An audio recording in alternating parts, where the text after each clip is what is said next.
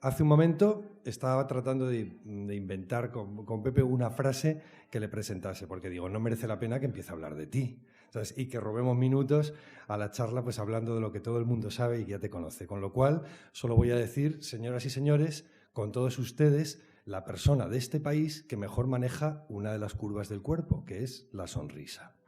Pepe Villuena.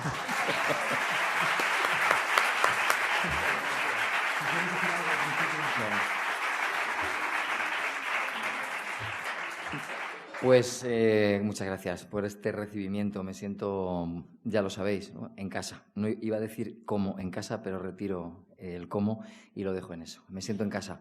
Y bueno, también es verdad que en casa muchas veces uno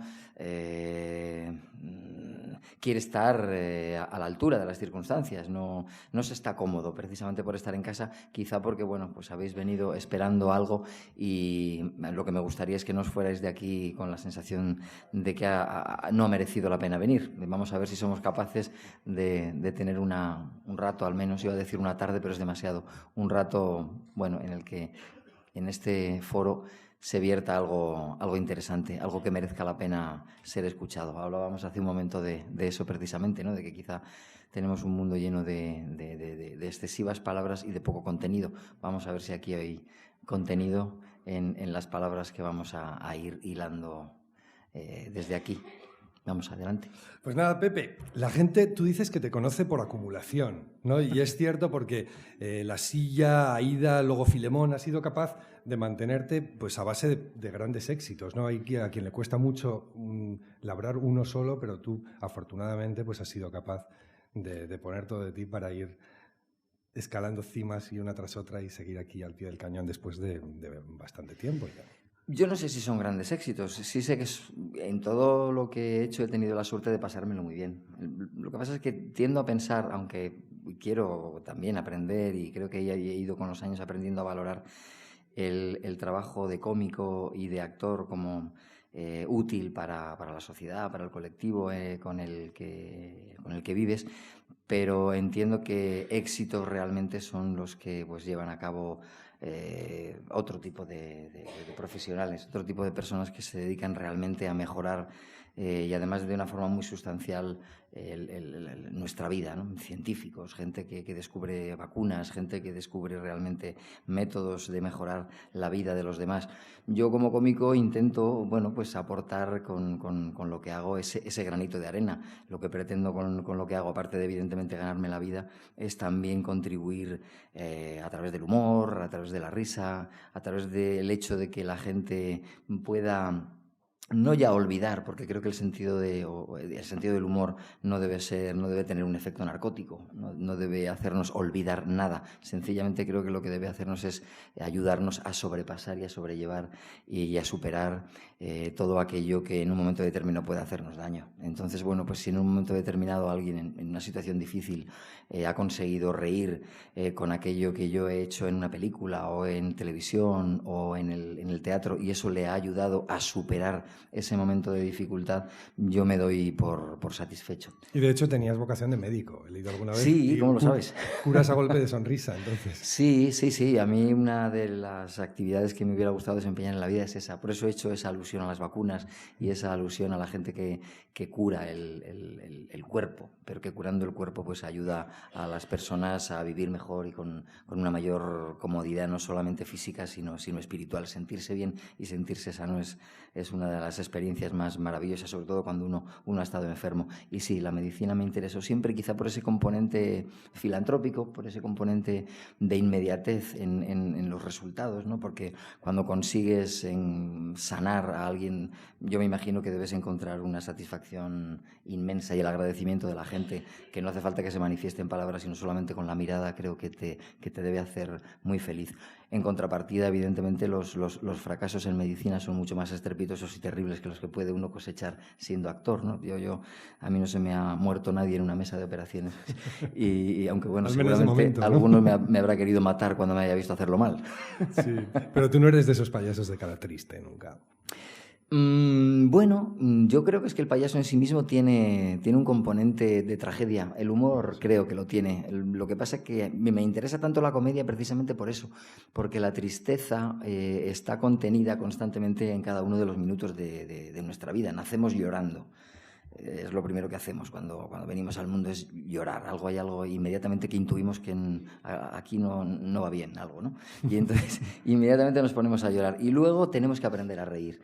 Y una de las primeras sorpresas que nos llevamos en la vida es cuando vemos a nuestro bebé sonreírnos. Y ya cuando se ríe a carcajadas, creo que empezamos a darnos cuenta de que el niño o la niña tiene posibilidades de volar, ¿no? Porque ya no solamente llora, sino que también ríe. Y lo que queremos es que a partir de ese momento su vida se componga más de momentos para la alegría que para el llanto. Pero la comedia es cierto que tiene en su interior la tragedia. Es decir, cuando nos reímos en el escenario le pasa algo a alguien malo, es decir, pues, se tropieza, ¿no? Por ejemplo, que es una de las pequeñas cosas más inocuas que le pueden ocurrir a un payaso, un tropezón, eso ya provoca la risa. Es el fracaso del otro, es el daño, el dolor, la tragedia de otro vista desde la butaca, desde un lugar seguro, lo que nos permite reírnos.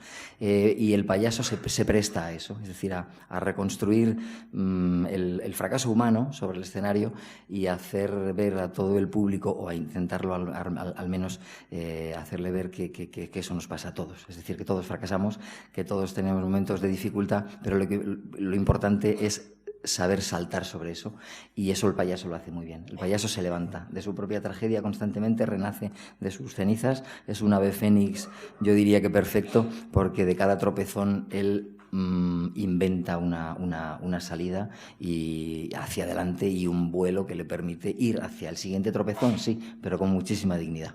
Y si el mundo se pone especialmente caótico, también le puedes soltar un poema, ¿no? Porque, para aquellos que no lo sepan, Pepe Villuela es un excelente poeta. Y luego tenemos una sorpresita que vais a ver. O sea, ¿te sabes alguno de memoria No. y de algún autor que te guste a ti? No me gusta. Bueno, sí, poemas me sé de memoria. Concretamente, bueno, pues tengo uno en la cabeza ahora mismo de Antonio Machado, que es uno de mis poetas favoritos, pero no sé si es el momento de... Dos versos. Pues sí, el final, que además constituye el epitafio de mi abuela, de mi abuelo y de mi padre, que están enterrados juntos aquí en el cementerio de Logroño, y son los últimos versos de un poema precioso de Soledades, de Antonio Machado. Dice: son buenas gentes que viven, laboran, pasan y sueñan, y en un día como tantos descansan bajo la tierra. Son los últimos versos de un poema precioso que resume, bueno, de alguna forma quizá un poco maniquea, pero muy simple y también muy gráfica, las dos formas de entender la vida. Una forma creativa, una forma lúcida, una forma que puede tener sobre todo sentido del humor para tirar adelante, y la vida de los que se empeñan en hacer de la vida algo oscuro, algo negro. Mala gente que camina y va apestando la tierra es otro de los versos de este poema, que es la contrapartida, es decir, el yin y el yang. ¿Qué queremos? ¿Cómo queremos vivir en la oscuridad? ¿Queremos vivir en la luz? ¿Cómo queremos vivir en la amargura? ¿Queremos vivir con sentido del humor, incluso aunque nos vayan mal las cosas, pero precisamente por eso? Y bueno, ese poema de Antonio Machado me parecía que ilustraba bastante bien lo que para mí habían sido esos tres seres que ahora reposan juntos. Y de hecho, tú siempre dices que el poeta tiene mucho de payaso. Sí, y viceversa. Yo creo que el payaso es un poeta en movimiento. Es un poeta que escribe versos absurdos sin saber ni leer ni escribir. Es el gran torpe que yo creo que nos retrata a todos y en el cual nos vemos reflejados constantemente. Es un gran sabio que nace precisamente de su sabiduría, de la propia ignorancia, y de ser consciente sobre todo de que no sabe nada. Para mí los grandes payasos tienen maestros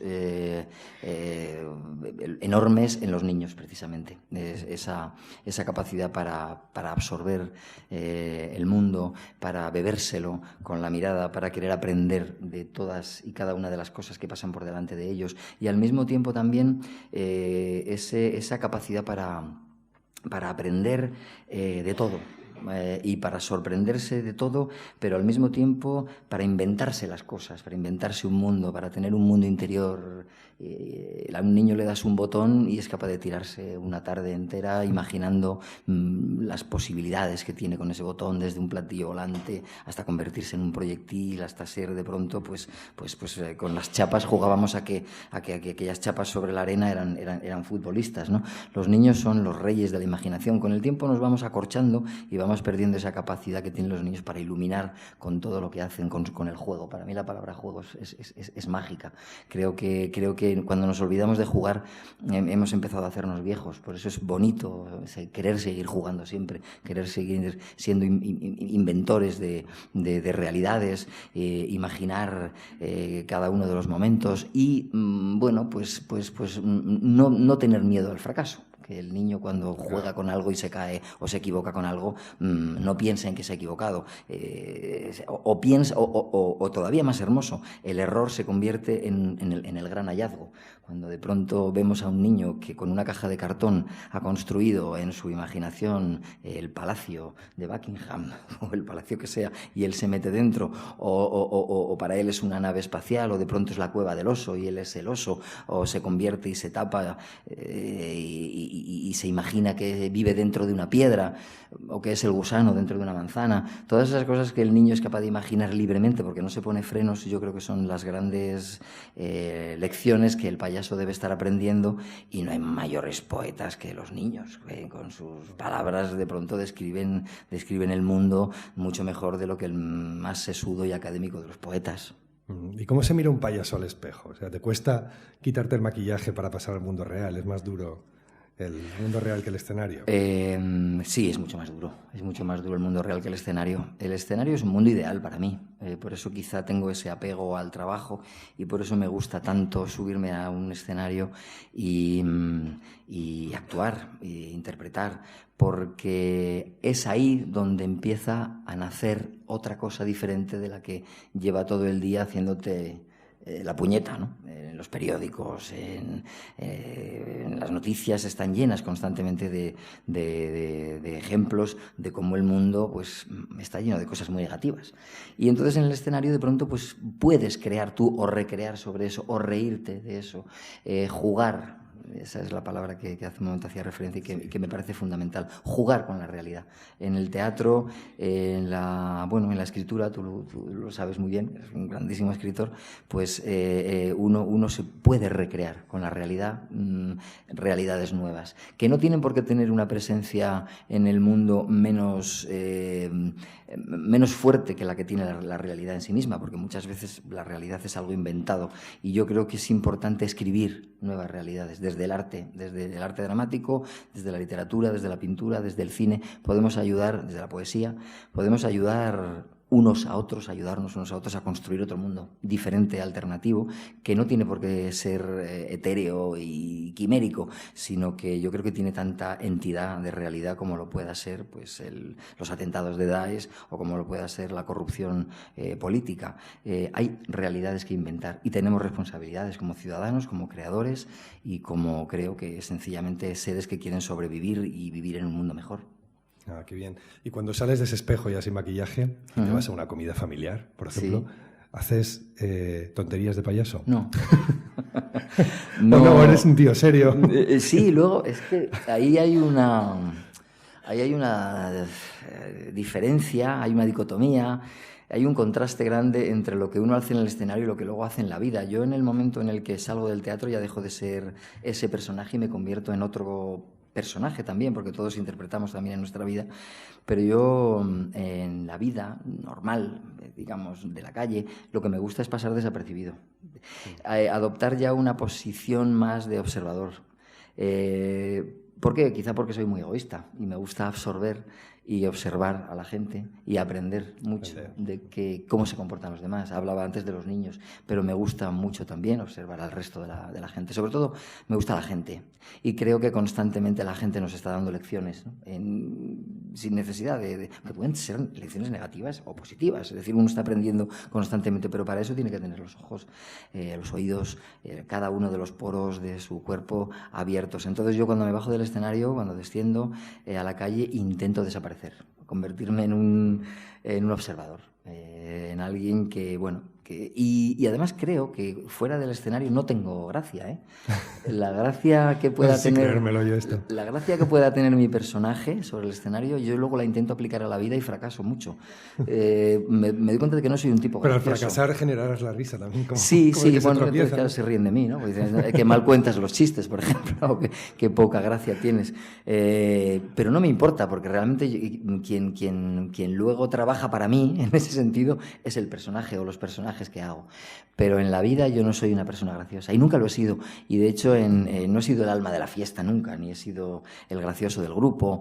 No, he sido más bien el tímido. He sido más bien la persona que está en un segundo plano mirando, tomando nota y que un buen día a lo mejor, pues sí, brilla un poco. Pero no he sido tampoco líder. He vivido un poco tapado. Pero no me gusta, o sea, no me importa, me gusta. Me parece que es una posición...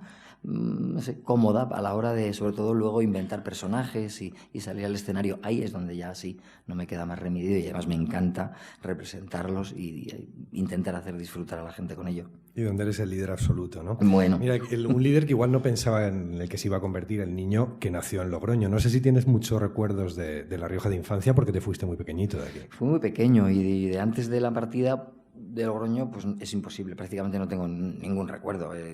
Mis padres se fueron de aquí, de la ciudad, cuando yo tenía 2 años. Lo que pasa es que luego constantemente hemos estado volviendo. Y aparte de las visitas físicas, volviendo a lo que comentaba antes de la construcción del relato de la vida y de la realidad, en mi casa no paraba de hablarse de Logroño, de La Rioja, de los riojanos, de cómo se hablaba aquí, de cómo se vivía aquí, de cómo se trataba la gente aquí, de cómo se comía. Es decir, yo he vivido en La Rioja, aunque estuviera viviendo en San Sebastián de los Reyes, Madrid.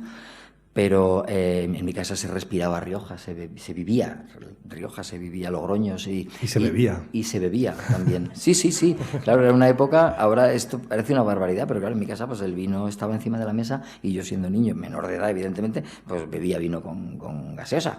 Y a nadie le parecía un pecado. Y yo me iba muy contento al colegio. Y bueno, me iba muy contento y yo creo que he salido más o menos normal. Aquí estoy defendiéndome todavía y sigo bebiendo vino, claro. Pero sí que te acuerdas. Tan contento. Sí. Esto que habéis puesto aquí no... Está clarucho, es un tipo nuevo que están haciendo por ahí por la Rioja Baja. Ah, vale, está bien. Es un experimento. Que decía que sí que te acuerdas perfectamente de la primera vez, por pequeño que fueras, que escuchaste un actor en la radio. Sí, pero no recuerdo quién era. Ah, fíjate. No recuerdo qué actor era. Lo que recuerdo fue la sensación. Me recuerdo en el pasillo de mi casa aburriéndome, porque creo que el aburrimiento lo reivindico como gran pradera o gran espacio para la creatividad. Creo que hay que parar, dejar que la mente se pare para que empiece a funcionar desde un sitio distinto al que viene empujado por la inercia, digamos, de la vida. Ahora mismo, por ejemplo, no hay lugar para el aburrimiento. Constantemente estamos con el teléfono móvil en la mano y los niños yo creo que no se aburren y eso es muy malo. Bueno, pues yo estando aburrido mirando al techo a las musarañas de mi casa, de pronto pues empecé a escuchar una entrevista y me gustó la voz que tenía aquel señor que hablaba con una voz profunda y decían que estaba en un teatro, hablaban del teatro, del camerino, ahora mismo se está maquillando, se está preparando para salir de escena y yo empecé a imaginar y a pensar, ¿qué hace este hombre? Se estaba preparando como para hacer un viaje. Y entonces empecé a imaginar cómo sería un teatro, nunca había ido a uno, empecé a imaginar cómo sería un actor, nunca había visto ninguno. Estoy hablando como si fueran marcianos, pero realmente me pareció que eran extraterrestres, seres de otro lugar que se dedicaban a contar historias. Y a través de la radio y escuchando a un actor, una entrevista desde un teatro, empecé a imaginar, allí se puso la primera semilla de lo que después sería mi vocación teatral, porque dije, qué bonito debe ser dedicarse a eso. A ser actor, y aquello quedó dentro de mí hasta que años después pues empezó a aparecer ya una vocación, algo más parecido a una vocación, y acabé y diste el primer paso, en la cárcel, ¿no? Y hace unos cuantos meses pasó por este escenario el grupo de teatro pobre de La Laboral de aquí, de Logroño, con Fernando, con su director. dando una charla también. ¿Participaste tú en grupos de teatro adolescente? ¿O en Sí. el instituto, en el colegio? Sí, yo creo que es el gran semillero de los actores que, bueno, pues cuando eres muy joven todavía no vas a poder entrar a una escuela, digamos, ya de rango universitario o de rango medio. Y los oficios se aprenden ejerciéndolos. Siempre ha sido así. Y cuando estaba en el instituto, ya había salido de la primaria, cuando ya estaba en el instituto haciendo bachiller, pues se nos ocurrió a unos cuantos proponer a la profesora de literatura organizar una función de teatro para representar a final de curso. Nos parecía que era lo que comentaba antes, ¿no? Un viaje que nos iba a permitir conocernos más. También, ¿por qué no decirlo? Era la posibilidad de acercarte a las chicas. De decir, yo sé que esa chica se va a apuntar al grupo de teatro y entonces en vez de estar en una clase distinta nos vamos a poder ver en esa actividad, y efectivamente eso ocurre. Y de ser un poco especial. Claro. Y genera otro tipo de relaciones, porque ya aparte de leer y aparte de interpretar los personajes, pues tienes que construir, tienes que pensar en la escenografía, tienes que trabajar juntos pues en buscar los trajes o en coserlos, en fin, te genera una efervescencia creativa y te permite conocer mucho más a las personas. Entablas relaciones. Yo guardo de aquella época amistades de gente que no se ha dedicado después al teatro, pero que aquel vínculo se hizo tan poderoso que no se ha disuelto ni se ha roto nunca. Y sí, en el instituto, después más tarde también en la universidad. Claro. Y cuando estaba haciendo la mili, yo hice la mili, de los últimos que hicieron la mili dentro del cuartel, como método también, digamos, de evasión y método de encontrar una alternativa al aburrimiento del cuartel, pues organizamos algunas funciones de teatro sin una intencionalidad profesional ni de buscar que aquello se convirtiera algún día en mi oficio, pero era un placer tan grande que cuando estaba, como aquel día de pequeñito, aburrido mirando el techo, yo pensaba, sería muy bonito hacer algo de teatro, vivir otra realidad, traspasar esta frontera de lo real y entrar en otro espacio y en otra dimensión, que es lo que nos permite el teatro. Y luego cruzaste la puerta de la Real Escuela Superior de Arte Dramático. Sí. Porque para todo hay que estudiar, hay que decirlo. Sí, creo que sí, que no hay nada que merezca la pena que no requiera esfuerzo, sí. Y además que es muy bonito que sea así, ¿no? Yo creo que cuando uno se esfuerza, a mí, por ejemplo, pues me gusta mucho salir a correr, y cuando estás en el kilómetro 5 y sabes que te quedan, pues no sé, pongamos otros 5 o 7, estás a punto de rendirte, pero dices, no merece la pena entonces que hayas salido. Te esfuerzas y esa satisfacción de haber conseguido llegar a hacer el tiempo que te habías propuesto o los kilómetros que en un principio te habías planteado es muy bonito. Y entonces, bueno, pues cuando entré en la escuela de arte dramático, pues ahí ya sí empezaba a surgir en mi cabeza la posibilidad de que algún día esa vocación se convirtiera en una profesión y que aquel disfrute pues encima y además pudiera darme de comer, ¿no? A mí y a los míos, porque tampoco me olvidaba de la idea de hacer una familia. O sea que bueno, fueron momentos en los que uno está creciendo y decide cosas que van a determinar su vida para siempre, ¿no?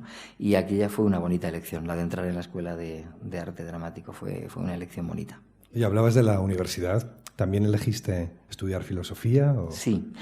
Bueno, antes yo tenía pensado hacer medicina. Uh-huh. Lo que pasa es que, bueno, pues lo tengo que confesar abiertamente, no conseguí la nota. La nota no me dio en selectividad. Entonces, pues me sentí muy frustrado. Pensé tomar una ruta alternativa, estudiando biología y después haciendo un curso puente y pasar a medicina. Pero también me planteé que quizá iba a ser un mal médico si había empezado así, ¿no? Dije, bueno, pues es que si empiezo tan mal, probablemente empiece con notas bajas en selectividad y termine haciendo recetas malas y provocando pues o más enfermos o que, no sé, o la muerte de alguien, últimamente, como comentaba antes, en el quirófano, ¿no? Pensé, quizá no vaya a ser un buen médico si empiezo de esta manera. Vamos a elegir algo que esté dentro de las posibilidades. Y la filosofía siempre me había gustado. Me había gustado sobre todo porque había tenido profesores y profesoras a lo largo del bachillerato que me hicieron enamorarme de la filosofía como el ámbito de la pregunta constante, de la curiosidad que no debe agotarse, sino que debe ir alimentándose permanentemente, la filosofía como amor constante a la sabiduría, al conocimiento, ese estímulo de la curiosidad y del querer estar siempre preguntándose el porqué, ¿no? El porqué las cosas son como son, tanto en el cosmos como en el interior de cada uno. ¿Por qué nos comportamos como nos comportamos? ¿Por qué tenemos los problemas éticos que tenemos? ¿Por qué existe la religión? ¿Por qué el amor? ¿Por qué el desamor? Siempre me había interesado y bueno, pues creo que tuve mucha suerte de no haber conseguido la nota. Y creo que también los pacientes posteriores que hubiera podido tener como médico tuvieron suerte, porque disfruté mucho en la carrera y he disfrutado mucho a lo largo de mi vida en el contacto que he podido seguir teniendo con la filosofía. No, y nosotros también, yo creo que estamos contentos de que no alcanzaras la nota para tenerte hoy aquí, ¿no? Por el camino que te ha llevado la vida. Pero, o sea, que en realidad te interesan más las preguntas que las respuestas, ¿no? Sí, yo creo que básicamente la vida se compone de eso, de interrogantes, de cuestiones y probablemente las más interesantes son las que no tienen respuesta, pero las que nos hacen permanentemente estar vivos, ¿no? Creo que un problema, incluso en un cuaderno de matemáticas, deja de ser interesante cuando está resuelto. En ese momento ya pasas a otra cosa y lo archivas. Te puede producir mucha satisfacción haberlo resuelto, pero creo que lo olvidas enseguida. Los problemas o las cuestiones, porque la palabra problema tiene algo peyorativo en su propia pronunciación, ¿no? La palabra problema ya es inquietante. Yo hablaría de cuestiones. Cuando nos cuestionamos cosas que cuesta resolver y que nos permiten estar debatiendo constantemente con nosotros mismos y con los demás, yo creo que es cuando más vivos nos sentimos y cuando probablemente entendemos que la vida es un gran misterio y que vivir se compone probablemente no de tener las grandes verdades, sino grandes preguntas que uno intenta resolver constantemente. Indudablemente hay verdades también, ¿no? Pero a veces llegan a ser muy peligrosas cuando hay quienes se apoderan de esa verdad y pretenden que no haya otras posibles respuestas o posibles alternativas a esa verdad a la que te has aferrado. La verdad puede llegar a convertirse en un martillo y creo que es mucho más, estimulante tener la idea del camino a perseguir, del sendero por el que uno camina, es decir, de ser alguien que busca constantemente y que a lo mejor no encuentra nunca, pero que en el camino encuentra su propia, no sé si felicidad, pero sí por lo menos satisfacción, en el hecho de buscar, en el hecho de caminar, en el hecho de estar moviéndose permanentemente y de sentirte vivo, ¿no? Me interesan mucho más las preguntas y me interesa mucho la duda que nos hace cuestionarnos cada momento lo que hacemos, en el sentido de no sentirnos, poseedores de ninguna verdad, sino más bien capaces de escuchar lo que nosotros nos puedan decir. Por eso me interesa tanto la observación, por eso me interesa tanto la escucha. Evidentemente, por lo que estáis escuchando ahora, me gusta hablar, pero creo que me gusta más escuchar. Creo que es mucho más interesante y es mucho más placentero. Cuando hablo constantemente estoy dudando de lo que estoy diciendo. Ahora mismo lo que he dicho, no sé si lo que es cierto o no. Es decir, lo digo absolutamente en serio. Dudo muchísimo. Si alguien ahora mismo entre el público me dijera, acabas de decir una tontería como un castillo, yo diría, probablemente tengas razón.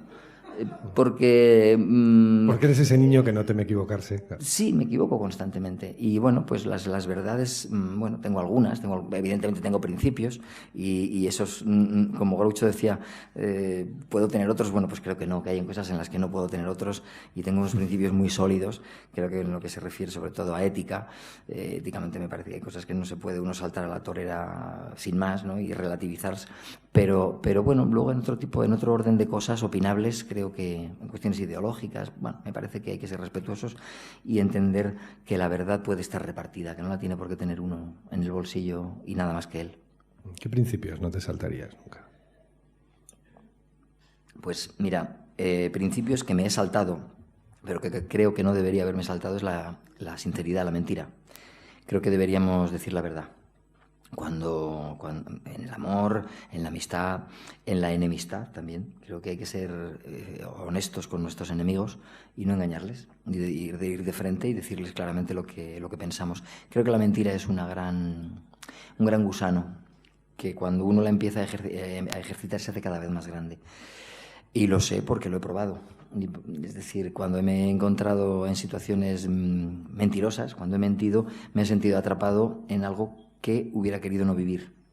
Y me he jurado muchas veces no volver a hacerlo y decir no voy a volver a mentir porque esto lo único que genera es problemas. La sinceridad a veces también te hace que te des de bruces contra algo y que digas quizá no debería haber dicho esto, pero creo que es mucho más recomendable, mucho más sana. Y de cara sobre todo yo creo a la construcción de una sociedad y no solamente la relación del tú a tú entre dos personas, es fundamental. En política, por ejemplo, me parece que la mentira es un problema a erradicar gravemente. No se trata ya de delinquir, se trata de mentir. Es decir, si uno delinque, evidentemente tiene que dejar sus cargos, pero si ha mentido, creo que también. No basta con pedir disculpas. Un político, por ejemplo, no puede ser mentiroso. Y la mentira me parece un gran problema y además un tema que me interesa muchísimo.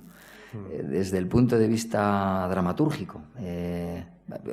Tengo escrita una función de teatro que está basada en la mentira, en la idea de la mentira, en el concepto de la mentira. Dos personas que han vivido juntas toda la vida y que de pronto al final de sus vidas descubren que han vivido sobre mentiras. ¿Qué genera eso? Pues la sensación de no haber vivido realmente nada consistente, ¿no? Entonces creo que a los demás por lo menos les debemos la sinceridad, les debemos la honestidad, de decirles lo que sentimos de una manera clara. No debemos engañar, no está bien timar, no está bien engañar a los demás, y muchísimo menos con el tema de los sentimientos, ¿no? Ahí tenemos que ser honestos, sinceros, y si quieres a alguien le quieres, y si no le quieres, no le quieres. Pero no andar engañando. Sí, y hay estos filósofos de los que hablabas que todos parecen muy serios, ahí viéndolos en los bustos y en los grabados de las bibliotecas y de los museos y tal. ¿Había alguno que tuviera sentido del humor? Yo creo o que dijera cosas graciosas. Bueno, es para enseñar, sí. Pues mira, de una forma palpable quizá no. Y es porque yo creo que históricamente aunque solapadamente sí que hay mucho sentido del humor, yo creo que sobre todo más en creadores que en pensadores. Los pensadores yo creo que se encastillan en un mundo excesivamente seco. Digamos que se alejan de lo carnal y se instalan en un mundo de discusión y de debate, y como pensar muchas veces exige fruncir mucho el ceño para concentrarse, pues yo creo que ya enseguida se te pone cara de mala leche cuando te pones a pensar mucho. Pero luego sí que es cierto, por ejemplo, pues no sé, en los diálogos socráticos uno encuentra mucho sentido del humor. No es que te rías a carcajadas, pero hay... Y bueno, luego es que el sentido del humor no tiene por qué generar solamente risa o carcajada. Yo creo que puede generar una especie de pellizco. La ironía, la fina ironía del pesimismo, por ejemplo, de Schopenhauer, pues puede llegar a hacerte esbozar sonrisas precisamente por la maldad con la que ves que están escritos determinados aforismos o determinados pensamientos. Pero no encuentra uno fácilmente obras clásicas de filosofía divertidas. Son tan profundas que yo creo que van hacia esa parte del alma en la que todo está demasiado oscuro. Ahora bien, cuando uno bebe de esas fuentes y después las transforma, y se convierte, digamos, en un filósofo más de superficie, sí que la filosofía y el pensamiento profundo puede llegar a despertar la carcajada. Estoy pensando ahora mismo, por ejemplo, en Woody Allen. Woody Allen es un filósofo, artista, evidentemente también, pero es un filósofo, es un pensador, es alguien que piensa mucho sobre cómo somos los seres humanos, sobre nuestra forma de ver la realidad, que nos analiza, que nos disecciona y que luego nos devuelve esa visión a través de sus personajes, pero yo creo que todos y cada uno de ellos contienen una gran dosis de pensamiento profundo. Lo que pasa es que luego ya al emerger ya resultan mucho más visibles y carnales. El problema es que los filósofos trabajan con ideas y las ideas no son muy escurridizas.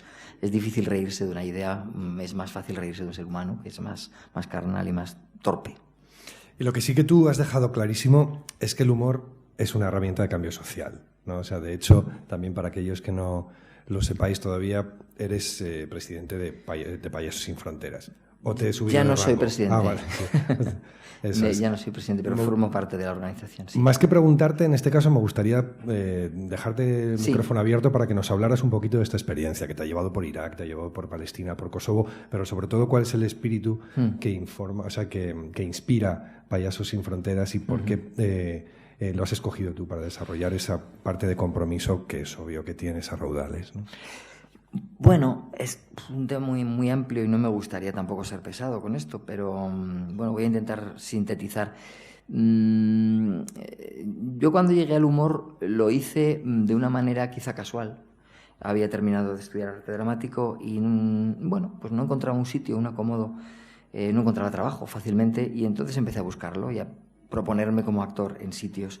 Y a los sitios a los que iba, que eran sitios de pequeño formato, salas alternativas, bares, espacios culturales, pues centros de cultura y demás, siempre me preguntaban si hacía algo de humor. Y yo nunca lo había hecho, y entonces digo, pues si se demanda será porque hay una necesidad, ¿no?, de vivirlo. Y empecé a construir este personaje con el que he estado tantos años dando la murga. Y una vez que ya empecé a experimentar lo que sentía yo con ese personaje, empecé a darme cuenta de la importancia y del valor del humor. Porque de pronto conseguías que el público riera a carcajadas con cosas muy simples, muy pequeñas y muy baratas. Es decir, había ahí una terapia, entre comillas, pero que creo que sí que tiene algo de terapia, la comedia, que se hacía con nada. Es decir, no necesitabas... había como una especie de medicina del alma, de medicina del espíritu que se podía ejercer desde el escenario. No necesitaba inyecciones, no necesitaba vacunas, no necesitaba pastillas. Era simplemente, pues esas historietas que yo me inventaba con el personaje y que una vez expuestas delante del público provocaban ese placer de la risa en común, ¿no? Que yo creo que reír solo es muy bonito, pero parece de locos, pero reír en común yo creo que genera una sensación como de unión, de nos estamos riendo de algo juntos, de comunión. Y luego, ya un paso más allá, fue descubrir la existencia de Payasos Sin Fronteras como una organización que se dedicaba a llevar la risa a los lugares donde esa risa por diversos motivos había desaparecido, ¿no?, o había estallado por los aires. Lugares en conflicto, lugares donde se habían vivido situaciones traumáticas pues por un desastre natural, países viviendo hambrunas. Hay tantos sitios en el planeta que tienen ese problema de la ausencia, digamos, de alegría y de luz. Entonces, pues cuando me enteré de la existencia de Payasos Sin Fronteras, que Payasos Sin Fronteras viajaba hasta estos sitios, me interesé, la curiosidad. ¿Y por qué existiera esto? Pero me preguntaba también, ¿realmente un payaso tiene sentido en una guerra? Porque a lo mejor resulta que yo llego a intentar hacer reír a un lugar en conflicto y lo primero que me dicen es váyase usted, porque aquí estamos muy mal, lo estamos pasando fatal, esto no es para tomárselo a broma, ¿eh? Esto no tiene ninguna gracia y no tiene ningún sentido que venga usted aquí con sus zapatones y su traje a caerse al suelo y hacer payasadas. Tenía mis reparos, pero la curiosidad, la filosofía, el querer saber me llevó a viajar y a experimentar. Entonces el primer viaje que hice fue a Kosovo, después de la guerra de la antigua Yugoslavia, cuando la antigua Yugoslavia se rompió, se fragmentó en 7 repúblicas distintas y ahí estaba Kosovo como un lugar, un espacio donde se había vivido el horror más absoluto a partir de una guerra en la que se había cometido las mayores barbaridades, tropelías. Llegábamos nosotros los payasos y yo llegaba pensando qué va a pasar con nosotros. Pues resulta que el recibimiento en ese tipo de sitios es muchísimo más acogedor y muchísimo más, se recibe incluso yo diría que con ansiedad este tipo de eventos, porque de pronto devuelven a otro sitio distinto al ser humano. El ser humano es capaz de lo mejor y de lo peor. Somos capaces de ser la mayor monstruosidad que podemos imaginar. El ser humano es un ser monstruoso en muchas de sus manifestaciones, sobre todo cuando tienen que ver con la violencia, en cualquiera de sus ámbitos, ya sea doméstica, de género, ya sea en una guerra por motivos cualesquiera, pero también es capaz de todo lo contrario. Es capaz de pronto de mostrar una cara constructiva, una cara amable y una cara que proyecte hacia el futuro una idea de esperanza.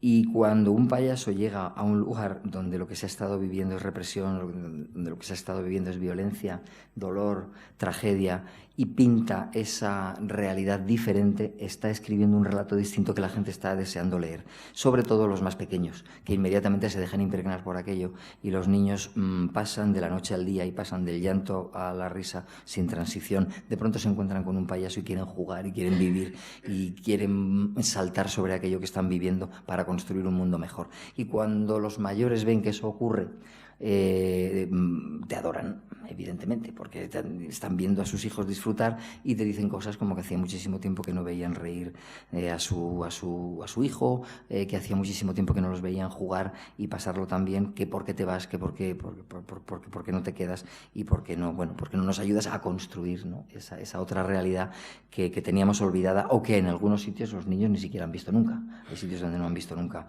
un payaso, ni han visto un espectáculo en directo en su campo de refugiados, porque no entra nadie. Nos gusta decir en Payasos sin Fronteras que nuestro trabajo empieza donde acaban las carreteras, es decir, donde nadie ya quiere ir porque es complicado viajar y porque es, bueno, pues comprometido, incluso a veces peligroso.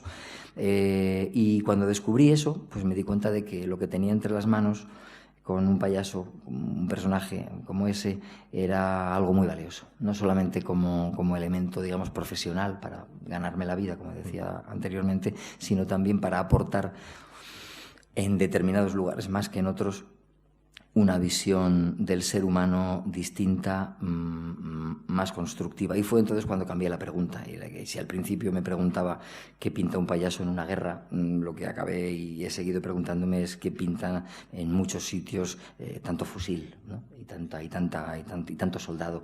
Viviríamos mejor probablemente en un mundo en el que hubiera más payasos y menos soldados, o menos armas atómicas, o menos elementos que nos lleven a la violencia y a la agresividad. Yo sé que esto es un canto ingenuo, pacifista, pero es que me lo creo. Yo me lo creo. Yo creo realmente en un mundo mejor.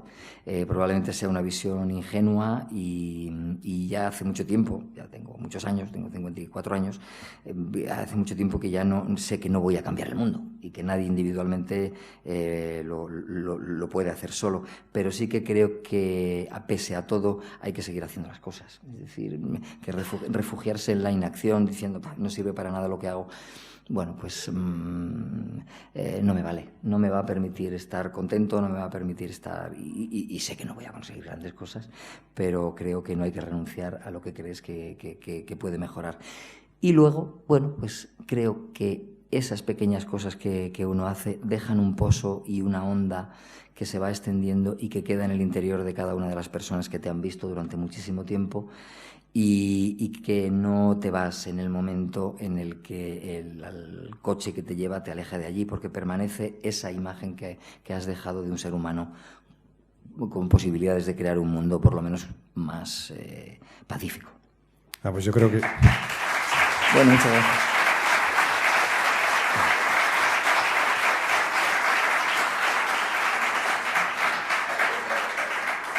O sea, que está claro que todos pensamos que solo escuchándote hablar sabemos que sí que estás cambiando el mundo. O sea, solo con esa forma de verlo estás cambiando, porque es el primer paso, ¿no? Pues tomar conciencia, y porque sinceramente creo que tú crees que el poder ayudar a los demás es un premio tan grande como el Ondas al mejor actor de ficción, ¿no? Sí, es otro tipo de premios. Sí, bueno, yo creo que los premios realmente... bueno, tienen una materialización después en una cosificación, te entregan algo que se puede tocar y que colocas en la estantería de tu casa, para, bueno, recordarte constantemente que eso que te han dado te lo tienes que seguir mereciendo, ¿no? Entonces, cuando te dan un Ondas, pues te pones muy contento. Pero, no sé, no quisiera parecer hipócrita, pero realmente la risa de la gente cuando estás trabajando, y sobre todo si son niños, y si ya son niños que están viviendo una situación complicada, eso sí que no se te olvida, eso crea adicción, eso llega un momento en el que no puedes vivir sin ello porque sientes que has encontrado ahí el verdadero motivo, o por lo menos el motivo más importante de, por ejemplo, ser payaso.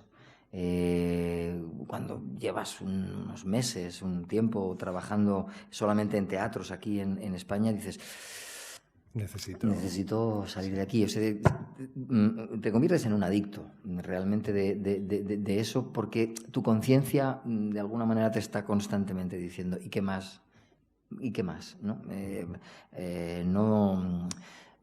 No desperdicies tu vida trabajando solamente, ¿no? Vive también para compartir otras cosas que tengas, que puedas aportar, y bueno, pues eso uno lo hace en el fondo por propio egoísmo, ¿no? Porque se siente más útil, porque siente que lo que hace de esa manera es más importante, ¿no? Dice, que da sentido a todo lo demás al final, ¿no? Sí. Aunque antes hablas de sinceridad, pero tú durante 10 años has vivido una doble vida. La de verdad y la de Aída. O sea, 10 años con los mismos compañeros, o sea, riendo todas las semanas, trabajando todas las semanas. O sea, cuéntanos un chascarrillo que nadie sepa, joder, que estamos en Logroño. ¿Alguna habrá? Esas cosas siempre son complicadas, sí, lo de las anécdotas y demás. A ver si se me ocurre alguna mientras os cuento. Pues la experiencia de Aída ha sido de las que yo creo que ya no voy a volver a vivir, porque encontrarte durante tanto tiempo seguido en un entorno, yo diría que familiar, profesional, pero también familiar, porque al final pasábamos más horas allí que en casa y nos conocíamos también unos a otros como probablemente no conozcas al vecino de enfrente, eso seguro, vamos. Pues eso no es fácil que ocurra. Normalmente los trabajos en esta profesión no duran tanto tiempo. Empiezas una función, empiezas a ensayar, estás 2 meses, luego representas y como mucho, a lo mejor, pues es como mucho ya, con suerte, ¿no? Si hay una gira que está bien, pues estás 1 año, 1 año y medio, 2 años ya con mucha suerte, pero no te ves todos los días. Viajas y compartes cosas. Pero es que en Aída estábamos todos los días y además muchas horas. Y concretamente, pues los niños empezaron siendo niños y acabaron siendo ya seres mayores de edad y la universidad. Ellos, pues yo creo que en muchos sentidos nos veían realmente como referentes casi paternos, ¿no? Por ejemplo, o como maestros en el tema profesional, evidentemente, ¿no? Porque te preguntaban constantemente cosas y demás. Pero la experiencia de Aída yo ya la volveré seguramente a vivir. Tanto tiempo en una serie con las mismas personas, el mismo personaje. Yo nunca he estado tantos años con un personaje. Ese Chema va pegado a mí hasta, bueno, pues seguramente hasta que me muera, ¿no? Cosa que me parece bonita. A uno, cuando trabaja de actor, lo que le gusta es que le conozcan por los personajes más que por uno mismo. Y entonces, cuando pues por la calle la gente te llama por el nombre del personaje, pues no solamente no tienes que enfadarte, sino sentirte halagado, ¿no? ¿Qué importa que sepan cuál es tu nombre real? Lo importante es que conozcan tu trabajo. Es que para ellos es real. Y para ellos es probablemente más real de lo que tú eres en ti mismo, ¿no? Sí, pero aparte de tanta felicidad, quería decir, y buen rollo, en el mundo real, o sea, precisamente habrás tenido que vivir también momentos complicados en la carrera, ¿no? De actor. Sí. Y tener que bregar con el día a día de las televisiones. O sea, estaba pensando, antes hablábamos, pues por ejemplo, inviertes tanta ilusión y tanta gente trabajando pues en Olmos y Robles. Y de repente viene la otra cadena y contraprograma con otra serie de guardias civiles, ¿no? Sí. Esas son cosas que escapan a tu posibilidad de actuar. No puedes intervenir ahí. Bueno, pues estás dentro de un mecanismo que se mueve y cuando ese mecanismo se para, pues tú te quedas parado. Y no puedes hacer nada más, porque ahí quien decide pues son los directivos de las cadenas, y ahí se terminó. Pero bueno, con eso ya cuentas. Es lo que comentaba hace un momento, de que el hecho de haber trabajado 10 años en AIDA probablemente no me vaya a volver a ocurrir nunca. Ya vivimos con esa idea de que las cosas duran poco. Lo que sí he vivido con mayor disgusto ha sido, pues concretamente en el tema de la televisión, la deriva que ha ido tomando el medio. Nos quejábamos de la televisión en blanco y negro y pensábamos que con la llegada de las privadas la televisión iba a ser más variada, más libre, y por lo tanto se iba a dar más cobertura y más apertura al talento, a la creatividad.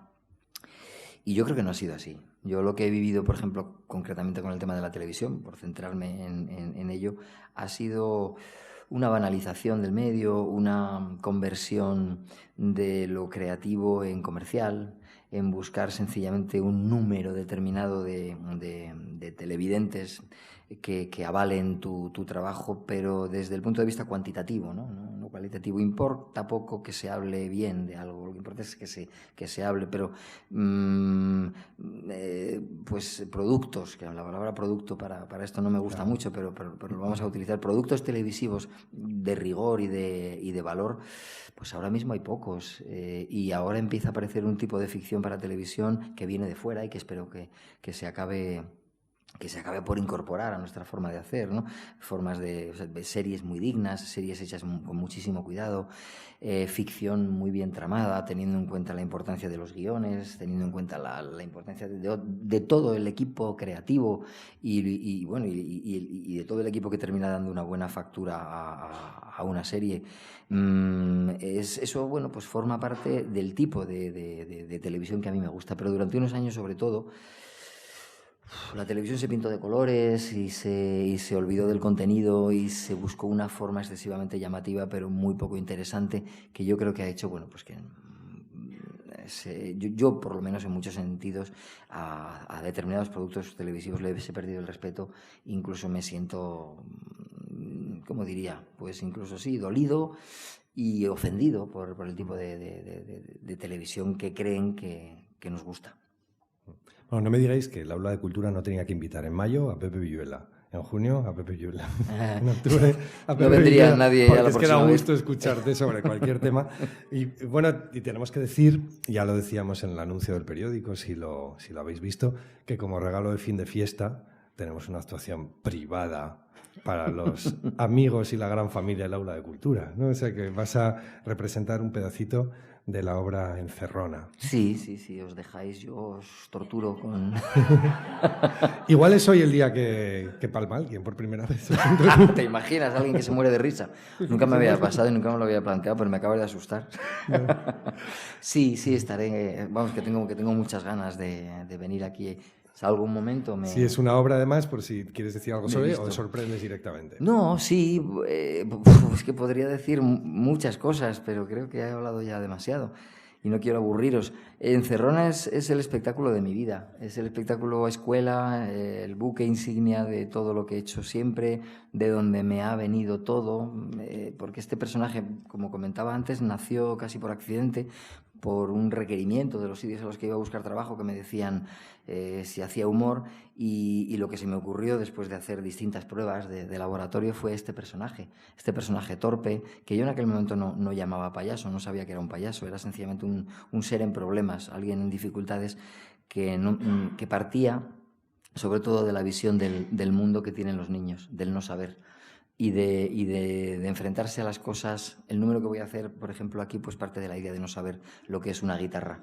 Y vais a ver dentro de unos minutos pues a un hombre en problemas a quien le han encargado dar un concierto y no sabe tocar la guitarra. Bueno. Y cómo va saliendo de esa situación, pues yo creo que es lo que... Pues cuenta. Si te parece, te preparas y cuando estés ya preparado, silbas y yo me voy abajo para verlo cuando Vale, más. Vale, de acuerdo. Un aplauso enorme. Gracias.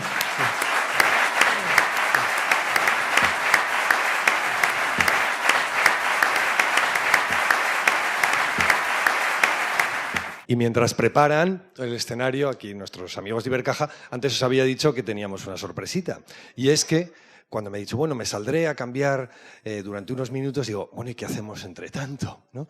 Y como tenemos hoy también un poeta, pues nos hemos metido en internet y hemos sacado 3 poemas que le gustan mucho, suyos, y me vais a permitir leeroslo para llenar estos minutos a base de versos de Pepe Villuela. ¿Os parece? Mirad, hay uno que hemos encontrado por ahí, gracias, ya digo, a internet, que se llama Sin decir nada. Y aparte pone en internet, Sin decir nada, un poema de Pepe Villuela. ¿No? Nada más. No habla del actor, no habla nada, habla simplemente del poeta. Y dice así, dice... Te estabas columpiando en esa sombra antigua del fondo del jardín. La luna acompañaba al cielo con canciones. Yo solo te miraba. Eras para mis ojos. Bebía el corazón el balanceo de tu cuerpo en la penumbra, y tú tampoco decías nada. Eras el polen que cubría mis labios, fecundando el campo inmenso del deseo. Y así, sin decir nada, nos fuimos poco a poco haciendo uno, misma sombra, mismo pecho y aire compartido, un solo corazón que lentamente fue dejando de latir.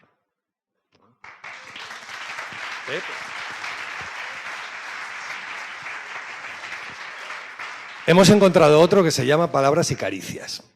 Y este es una preciosidad, mirad.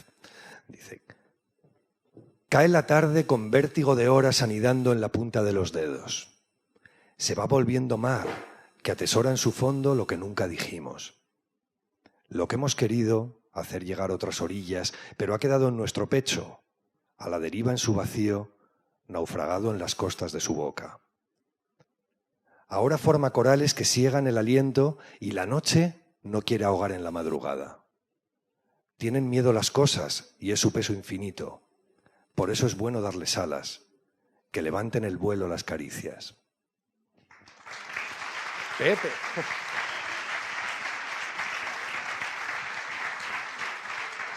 Y espero que te estés abrochando ya el pantalón, casi, porque me va el último, que lo he dejado el que más me gustaba para el final, porque se llama Del hombre afortunado y es un poema que nace desde la gratitud, como habéis visto no puede ser desde otra frecuencia que hable nuestro amigo. Y dice así, me cuento entre los hombres con fortuna, amo el lento caer de las palabras y el cúmulo previsto de mi ruina, los días en que puedo pasear contigo de la mano, las fuentes que reflejan el invierno, las tarjetas postales con poema, el beso a media tarde que decide que se queda a dormir, el pan caliente, la escalera que lleva a tus abrazos, el agua en la que nieva algunas veces, los espejos profundos y todos sus secretos. Amo ser clandestino y que el mundo viva fuera, las miradas fugaces, el embuste que nos acoge, el fuego que alumbra nuestros labios. Esos sueños en los que baila lo que queremos ser con lo que somos. ¿Cómo no he de contarme entre los hombres con fortuna, si vivo a 3 paradas del centro de tus ojos?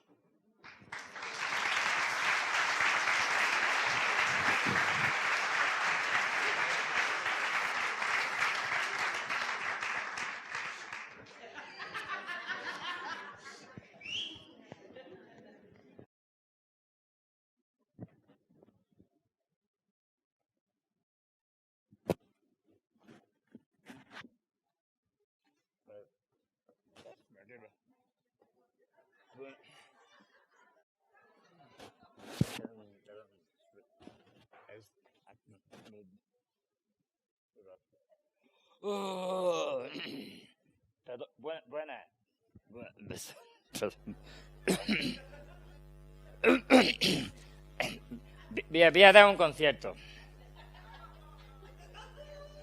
Joder, qué entusiasmado veo, ¿eh? Esto, dice tú. A ver, esto es. Dice, toma, esto para acompañar.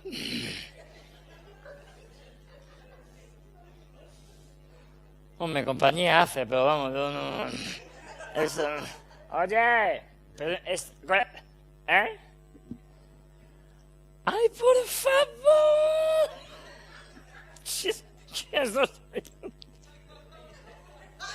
Que hay que pelarla. Pues un momentito. Ay, por favor, mira. Por favor. Oye, por Dios, fácil esto así. Pero, ay, hombre, por favor. ¿Quién frastra usted?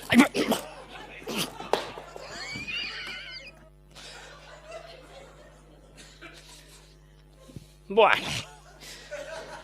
Pues ya tenemos dos, ¿eh? A ver, un momento. Vamos a ver, me voy a decidir, pues, un momentito, a ver. Vamos a ver esto.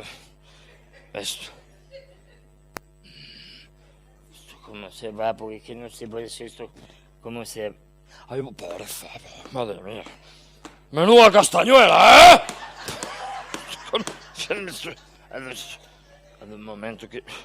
Un momento... Espera, un momento que... Vas a ver esto que... Anda, por favor. Esto es... ¿Eh? Ah. La. Ah, la.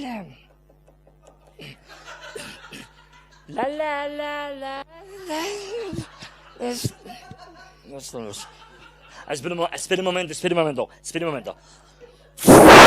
¡Dios!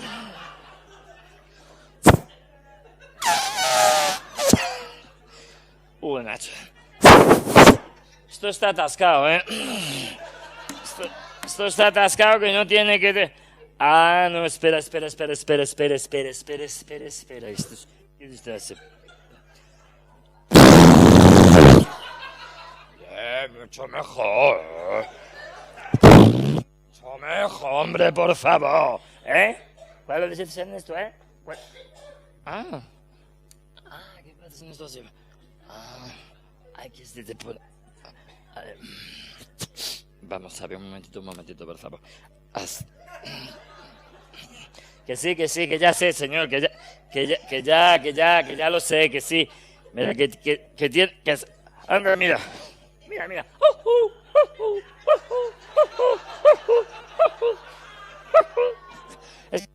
Que ya lo sé, que tiene que ser así, que sí, señor, pero que todo no se puede. Vas a decir, está haciendo más... Un momento. Tiene... por favor, tiene que ser... Esto así. Claro, pones esto. Esto así. Y de repente esto así. ¿Sabe? Pones esto así. Ahora necesito esto así. Para que no necesito esto. ¿Sabe? Porque no necesito esto. Ahí. Para esto. ¡Ahí va! ¡Yes!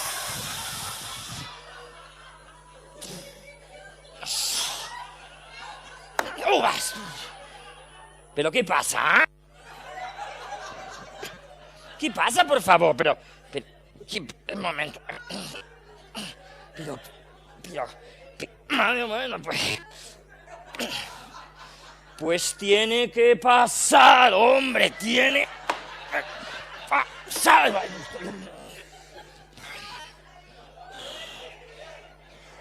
Momento, ahí va,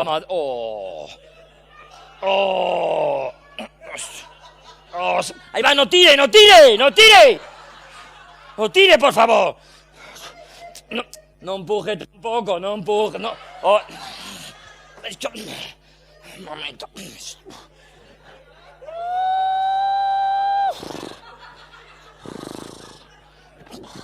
Un momento. Espera. Mira. Ahora ya necesito. Ahora ya, ahí va.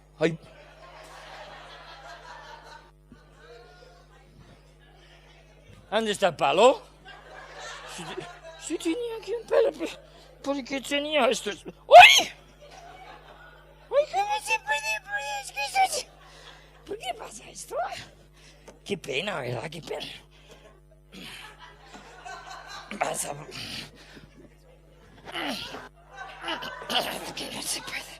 No se va a poder, ¿eh? Un momento. Espera. Ahora esto así tenemos así. Fenomenal. Ahora sí. Bien, ahora lo tenemos así. Ahora ya sí. Ahora te pones, es así. Ya lo tienes puesto. Ahora vas a hacer... ¿Uy?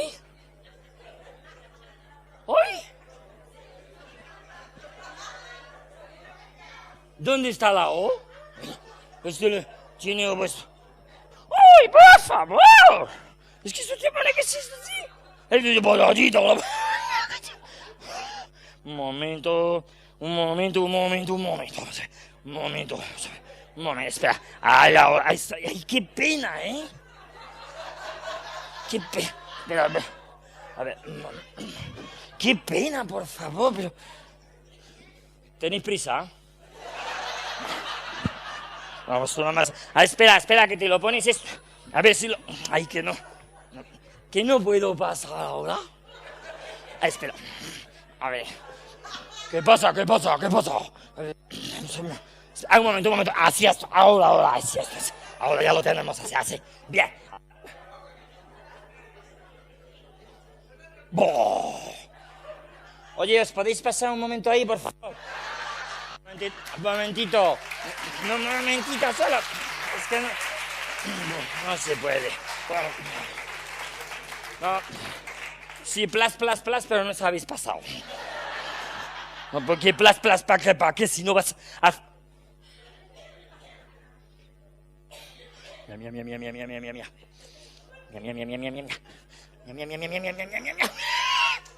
Estoy ahí. Uy, madre mía, qué cerca está, ¿eh? Espérate. ¡Ay, fenomenal! Ahora sí, bien, fenomenal. Así. Vamos. Así. Ahora ya te... No, así es. Ahora ya te pones esto así. Y ahora ya. Ahora vamos a empezar a entrar... ¿Qué pasa? Vamos a empezar... ¿Es bonito? Vamos a empezar, bonito. ¡Joder! Por favor, estate quieta, ponte ahí. Estate quieta ahí, por... Ay, por Dios. Madre mía, la izquierda que floja está, ¿eh? Ay, que no se puede. No se puede. ¿Eh? No, que no se puede, que es esto, ¿eh? Momentito, ¿qué quieres? ¿Eh? ¿Dónde? Ah, vale, por favor. Vale, sí. Vale.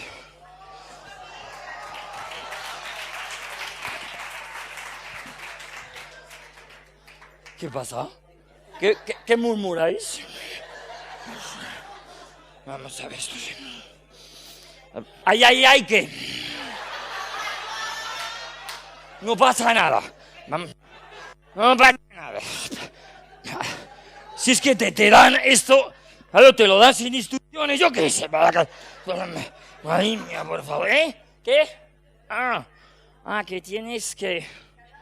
vale, un momento, pues ya, porque es que esto se hace... Un momento, a ver. Espera, vamos, esto así. Ahora ya te pones esto así. ¡Ay, qué pena! ¡Ay, qué pena! Es que... Oye, ¿no tienes 7, 8? No sé, ¿eh? ¿Qué tienes que decir? ¿Qué tienes? Eso que te flas. Nada más, así, un momentito. Ay, qué... Madre mía, no sé cómo... A ver, espera un momentito, a ver. A ver si haciendo un poquito de palanca. Un poquito, no, esto no, vamos a ver. Un momento, vamos a ver. Si tienes que hacer... Ahora sí. No se puede, espera un momento que... Pues, ahí va. Ahí va. Ay, qué pena.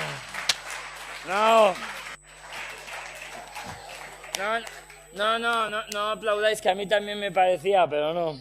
Que eso no... O sea, esto está... Vamos... Un momento... Oye, pues me encuentro fatal, ¿eh? Me ha puesto algo ahí... No sé... Un momento... Ahora sí... A ver qué... A ver... Ahí está... A ver qué... No puedo... No puedo... Que no... ¡Ay, por favor! Mira. ¿Haces esto? Madre mía, lo que es la mente, ¿eh? Mira. Pones esto así, ¡hombre! Así está fenomenal. Ahora ya, pones esto aquí, ¡Uy! Por favor, pero... Ay, es que no... Más es fenomenal. Ahora sí, vamos a interpretar. ¿Eh? Vale, sí, fenomenal. El concierto. Fenomenal. ¿Eh?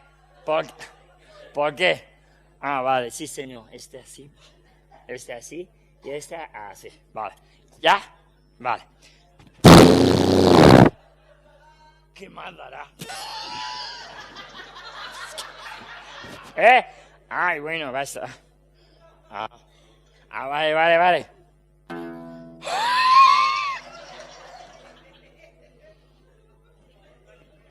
Bueno, pues nada, voy a tocar otra, Toca otra, esta, por ejemplo, se dice...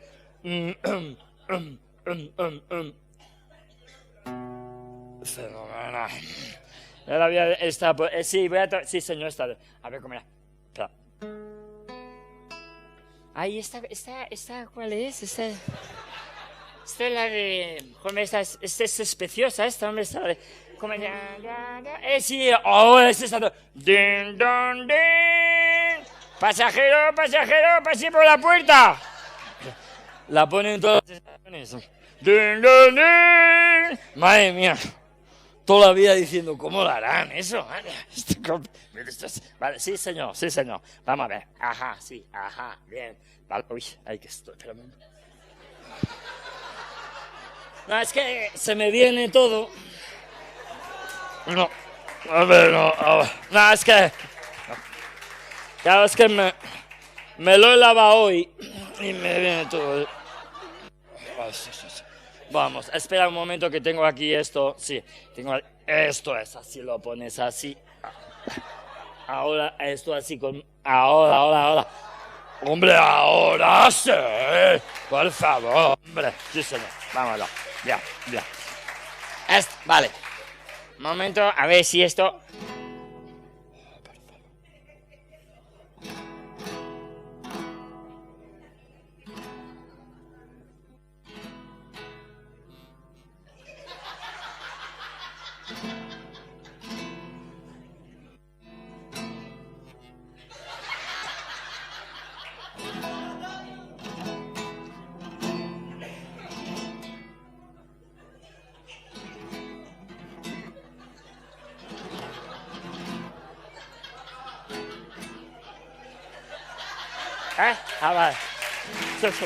Vale. Sí, señor. Ahora voy a...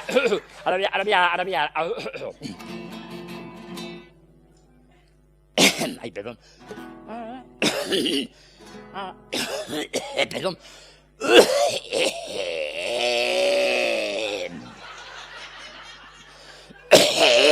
Un pollo.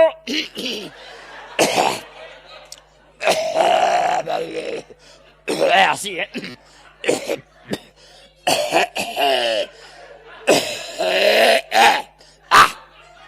¡Hala, para adentro! Bueno. Pues yo ya he cenado,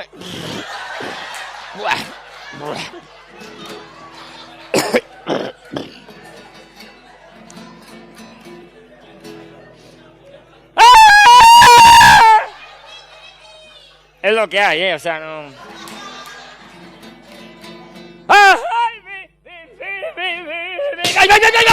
¡Ahí va! ¡Cuidado! No, cuidado, que está viva, cuidado. Cuidado.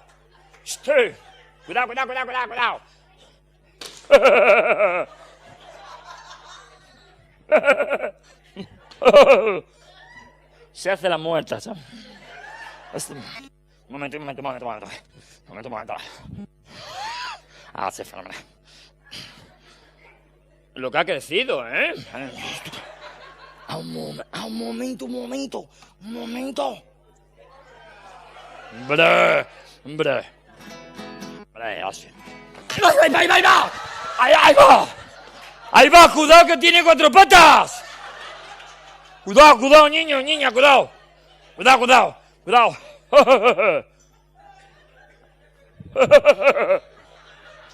Cuidado, por favor, llame la...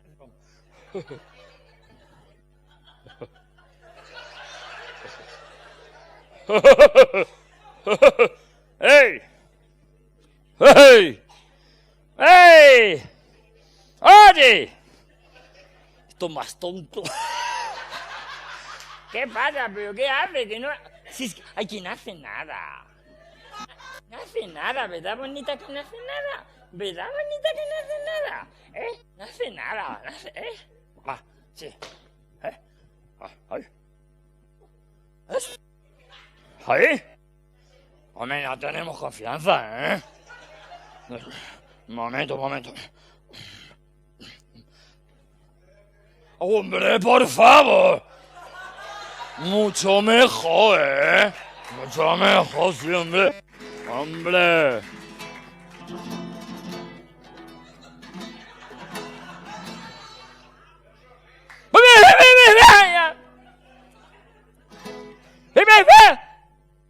No, espera.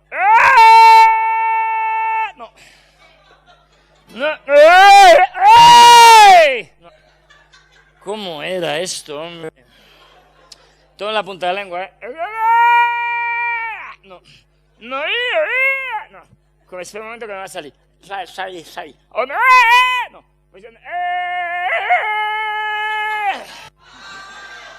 No, esa es la de la selva, es preciosa, pero... No, está aquí. Está aquí. Acá. ¡Ay! Esa. ¡Ay!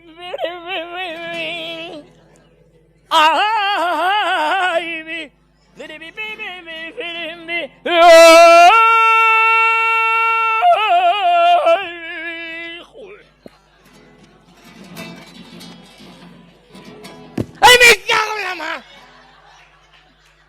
¡Ay, que me ha dado!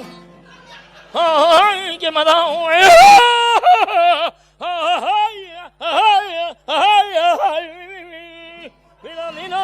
¡No!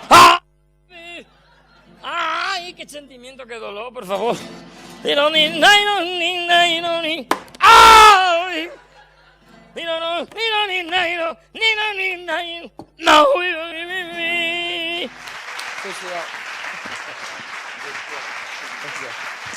Gracias.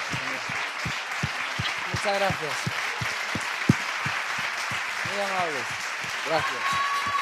Muchísimas gracias.